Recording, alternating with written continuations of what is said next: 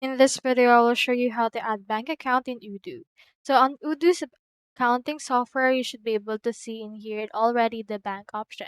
So as you can see that you can actually add any bank that you want. They have around 26,000 banks that you can add for this case. So for this one, let's head over and then add in here a bank. So for example, let's add the Chase Bank. You can head over and click on it. However, if the bank that you're willing to add is not onto this list, you can expand this particular part. You can click onto this search option right here. So you can search for over 26,000 banks that they have.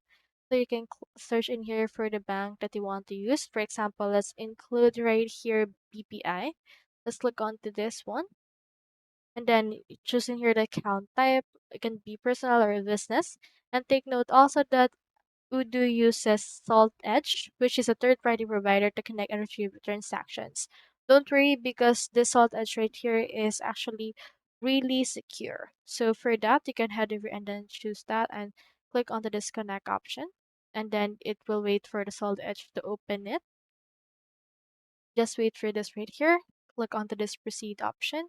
Enter in here your account details as well as retrieve your transaction for this one and then click on confirm in order to add this right here into your actual Odoo.